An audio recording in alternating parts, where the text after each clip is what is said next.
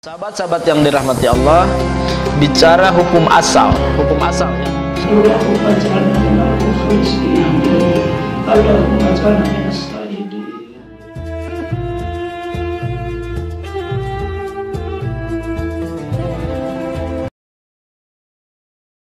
Assalamualaikum warahmatullahi wabarakatuh. Alhamdulillahilladzi farrada siyam wasilata litaqwa wassalatu wassalamu ala nabiyil mustafa wa ala alihi wa sahbihi ahli sidqi wal wafa. Sahabat-sahabat kebaikan yang dirahmati Allah, kembali saya akan menyampaikan kulsum kuliah 10 menit di program nasihat kebaikan Ramadan. Yang akan saya bahas kali ini adalah 7 cara mudah menjadi ahli ibadah.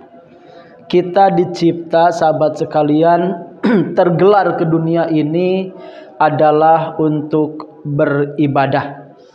Sebagaimana Allah Subhanahu wa taala berfirman di dalam Al-Qur'an, "Wa ma khalaqtul jinna wal insa illa liya'budun." Tidaklah aku mencipta jin dan manusia kecuali untuk beribadah.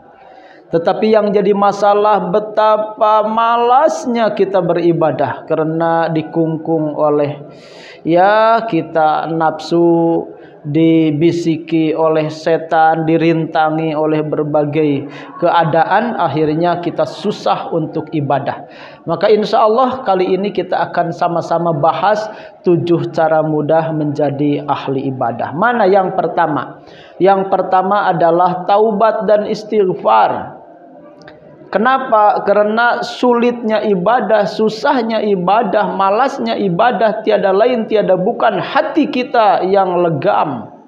Karena di surah Al-Mutaffifin ayat 14 kan jelas, kalla bal rana ala qulubihim.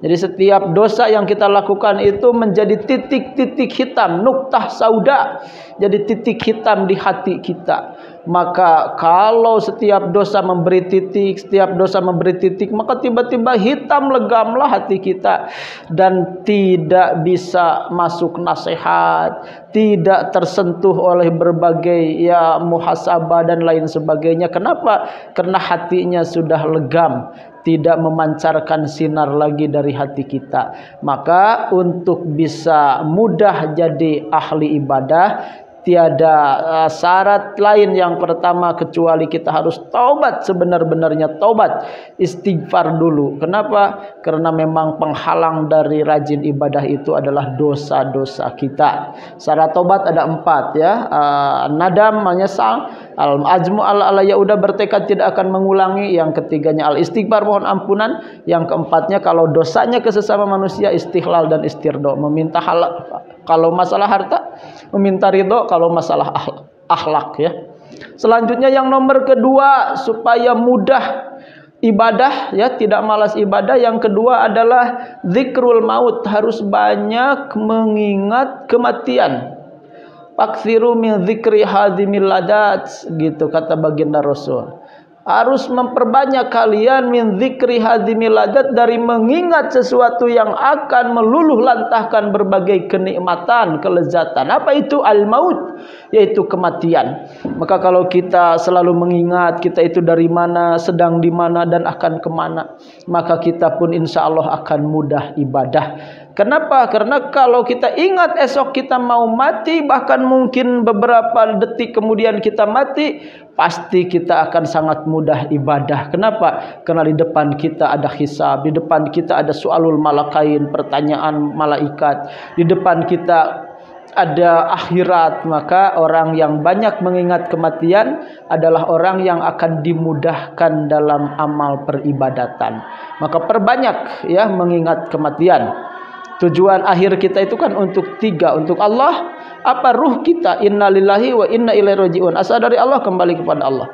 Untuk cacing dan belatung, apa untuk cacing dan belatung? Ini jasad kita, kulit, daging yang tampan, yang cantik, yang diidolakan pada akhirnya mendebu menjadi tanah kembali. Nahnu nukhrijukum wa nahnu nu'idukum ila taratan ukhra.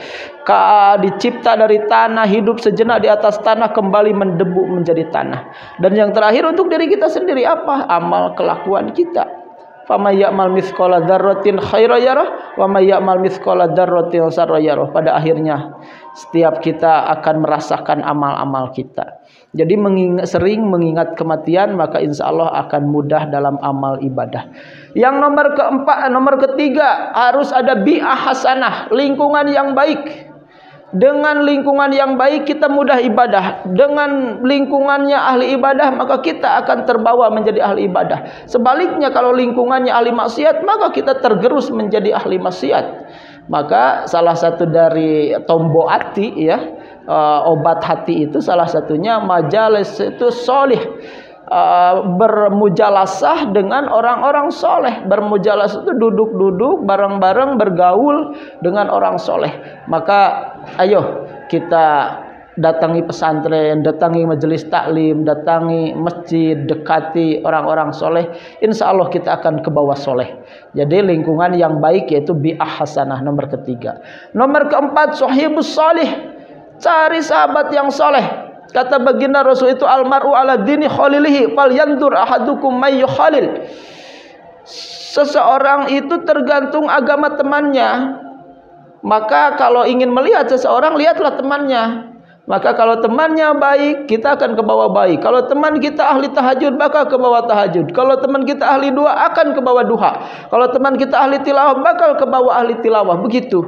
Maka sahibus salih, sahabat yang baik, yang soleh, carilah supaya kita mudah ibadah. Yang nomor kelima, sima'un nasihah, harus suka mendengar nasihat. Buka TV ceramah, buka YouTube ceramah, ya, nasihat. Datang ke majelis taklim mendengarkan nasihat, ya, atau kadangkala baca buku yang penuh dengan nasihat. Maka insya Allah dengan sima'un nasihah, dengan banyak mendengar nasihat, perlahan tapi pasti hati yang membatu tiba-tiba cair dan lembut. Hati yang legam hitam tiba-tiba dicuci bersih, suci, bening.